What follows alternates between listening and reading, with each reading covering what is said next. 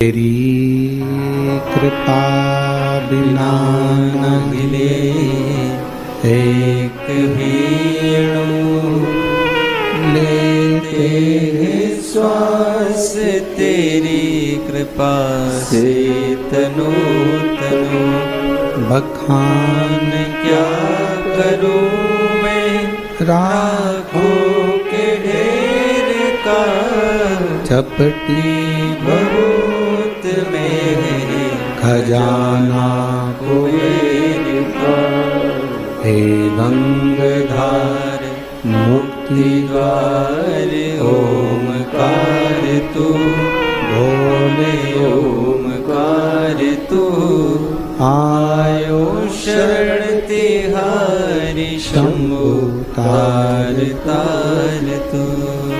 शिव की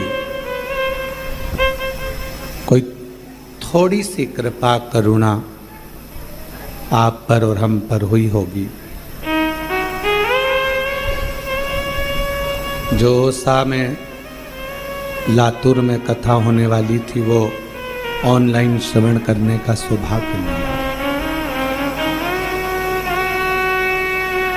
एक अंश मात्र, थोड़ा सा प्रेशर बढ़ा दो बस, बाहर का भी और अंदर का भी। एक अंश मात्र भी शिव की उदारता होती है। एक अंश मात्र भी अगर शंकर की करुणा होती है तो आप और हम भगवान शिव की कथा में, मंदिर में पहुंच पाते हैं।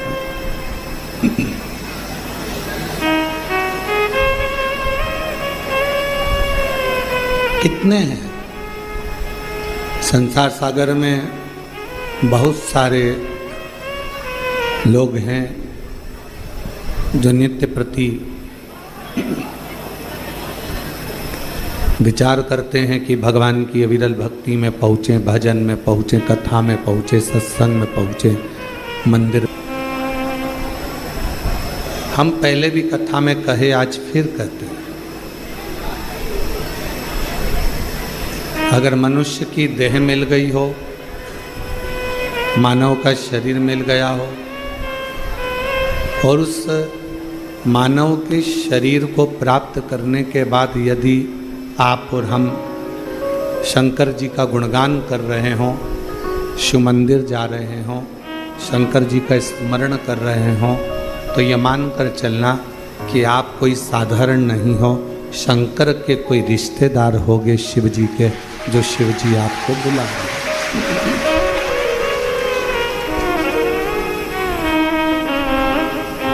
ये उसकी उदारता से ही प्राप्त हो।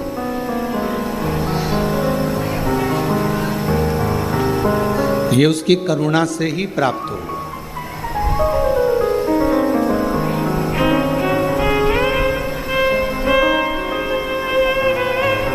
आड़त का काम करने वाला जो होता है,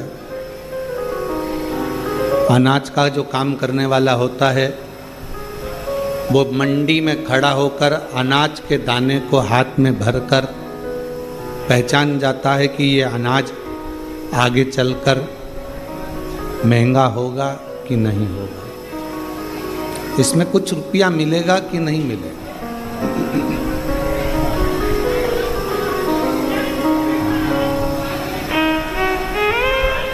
अनाज का काम करने वाला, अड़द का काम करने वाला पहचान जाता है कि अनाज, अड़द, जो मैं अनाज खरीद रहा हूँ, जो मैं अनाज ले रहा हूँ,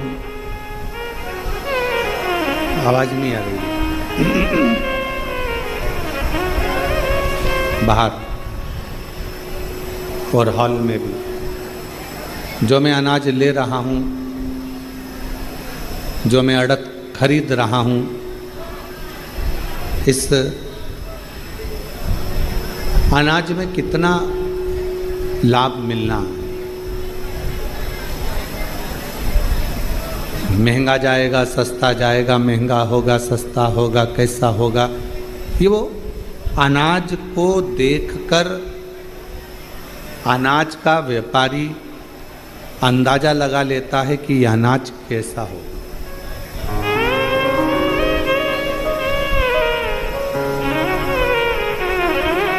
दूध का व्यापारी दूध को हाथ में लगाकर देखकर अंदाजा लगा लेता है कि यह दूध कितना मावा देगा, कितना घी देगा, कितना क्रीम देगा, उसको अंदाजा लग जाता है।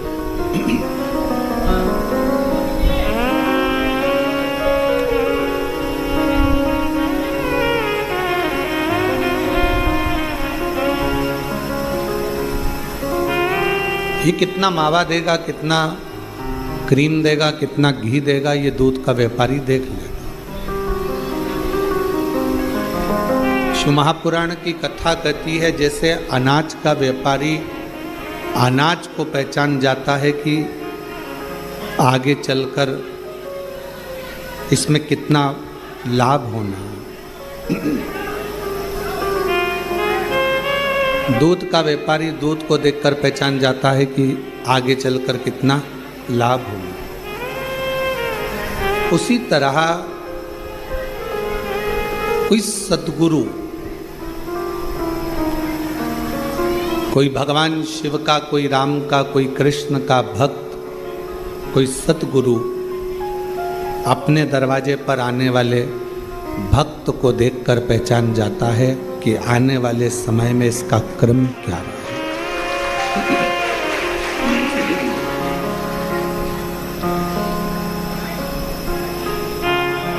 इसको सुख मिलना है, दुख मिलना है, तकलीफ आना है, नहीं आना है, ये अपनी जिंदगी कैसे जिएगा ये पहचान जाएगा। क्यों कहते हैं हम कि रोज शंकर जी के मंदिर जाइए, रोज शिव जी के मंदिर पहुंचिए, रोज बाबा देव अधिदेव महादेव की चौखट पर जाइए। आपको जब आप वहाँ जाते रहेंगे, बाबा के दरवाजे पर पहुँचते रहेंगे, शिव जी के मंदिर तक आप जाते रहेंगे, तो मेरे ओगड़दानी शिव की कृपा दृष्टि, मेरे ओगड़दानी शंकर की कृपा दया होती रहे। और मैंने तेरे ही भरोसे बाबा, तेरे ही भरोसे हवा बिच उड़ती जावांगी बाबा, डोर तो छड़ी में कटी जावांगी। भोले मैं तेरी पतंग, शंभू मैं तेरी पतंग, हवा बिच उड़ती जावांगी बाबा, डोर तो छड़ी में कटी जावांगी। रोज शिवालय में जाइए, रोज शंकर जी के मंदिर जाइए, रोज शिव की स्तुति करिए, रोज शंकर का गुणगान करिए, और रोज बन सके तो 2 minute, 5 minute, 7 minute, 8 minute, 10 minute Shiv की कथा का गुणगान करिए।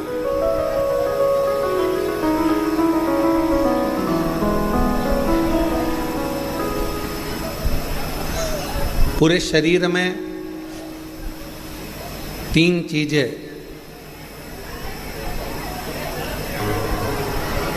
बहुत कीमत वाली है,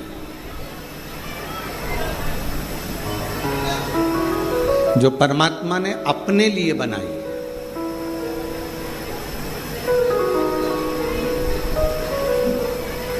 पहले नंबर पर है नेत्र। ये दुनिया की सबसे बड़ी कीमती चीज मेरे शंकर भगवान ने आपको दी है।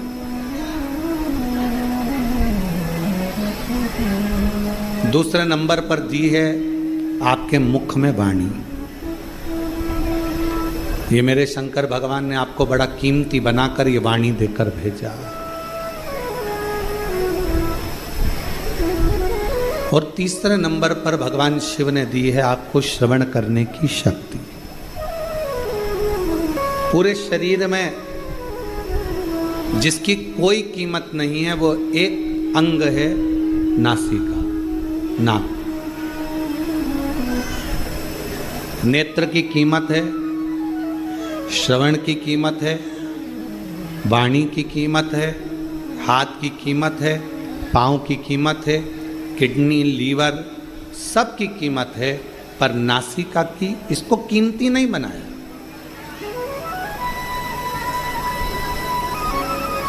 इसको कीमत वाला नहीं बनाया।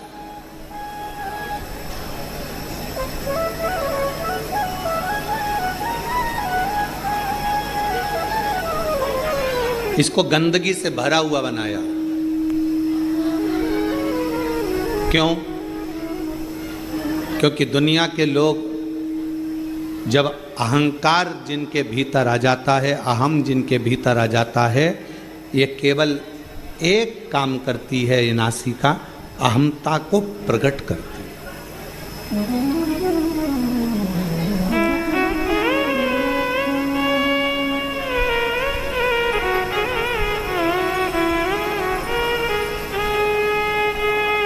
भारत की जितनी भी मेरी माताएं हैं, भारत की मेरी भूमि पर रहने वाली जितनी भी मेरी जीजियां हैं, जितनी मेरी बेटियां हैं, जितनी मेरी माता हैं, मेरी बहन है, वो नासिका को नथ पहनती हैं, लौंग पहनती हैं,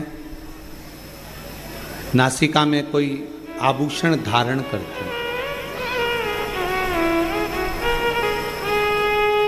किसी बेटी से पूछो, किसी बहन से पूछो कि नासिका में आभूषण क्यों पहना जाता है, किस लिए पहना जाता है, उसको पहनने का कारण क्या है?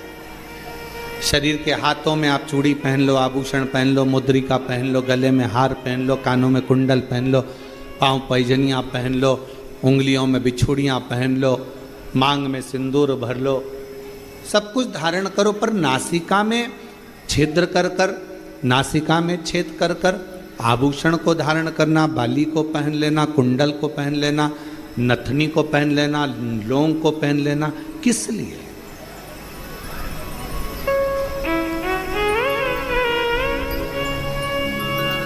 क्यों?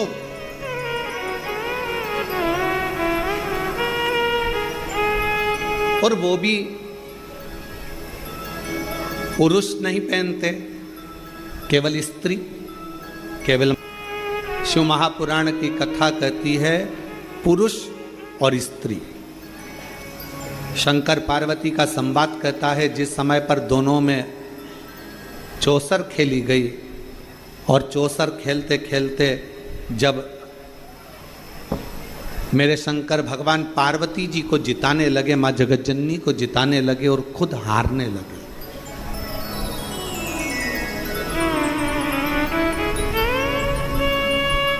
कई लोगों के मन में एक प्रश्न खड़ा हो जाता है कि शंकर पार्वती जी चौसर खेल रहे थे और शंकर ओघड़दानी, त्रिकालदर्शी, कैलाशी, अविनाशी, दुनिया का कल्याण करने वाला देवाधिदेव महादेव अपनी पत्नी से हार गया।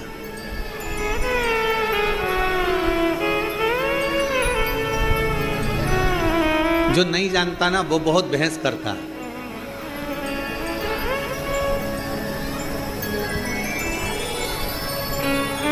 जो जानता ही नहीं है ना उसे बहुत बहस करना आता है। जो समझता है वो कभी बहस नहीं करेगा। माँ के दूध में और बोतल के दूध में बहुत अंतर होता है। जिसने बचपन में अपनी माँ का दूध पिया होता है ना, वो शास्त्र पर कभी उंगली नहीं उठाता, हिंदू धर्म पर कभी उंगली नहीं उठाता। और जिसने बोतल का दूध पिया होता है ना, वो हमारे हिंदू धर्म पर भी उंगली उठाता है और हमारे शास्त्रों पर भी उंगली उठाता है।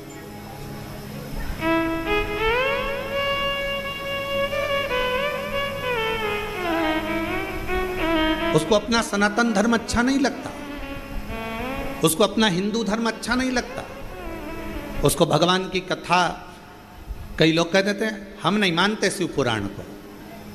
हम तो जैसे ही कोई बोलता है ना हम शिव पुराण को मानते ही नहीं। हम समझ जाते हैं कि इसने माँ का दूध नहीं पिया, थैली का पिया है या बोतल का पिया है। जिसने बचपन में अपनी माता का दूध पिया होता है वो सनातन धर्म को पहचानता है, वो रामायण को पहचानता है, वो गीता को पहचानता है, वो श्रीमद् भागवत को पहचानता है, वो रामचरितमानस को पहचानता है, वो शिव पुराण को पहचानता है। वो सनातन धर्म में संस्कारों से समावेशित होता, वो जुड़ा हुआ होता।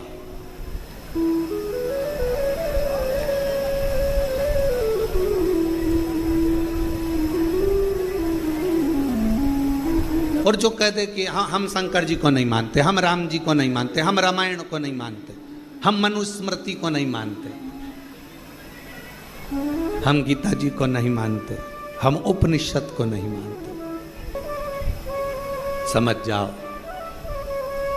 और आप लोगों से भी कहेंगे, फिर उससे कोई बहस मत करना। बहस करो तो उससे करो जो तुम्हारे बराबर का हो। तुमने माँ का दूध पिया है तो सामने वाले ने भी तो पिया हुआ हो, बहस उससे करिएगा। अब ये राम जी तो काल्पनिक है, भगवान कृष्ण की कथा तो काल्पनिक है। ये पुराण, ये शास्त्र, ये वेद, ये सब कह रहे हैं ये काल्पनिक है, ये तो कहानियां, ये तो किस्से हैं।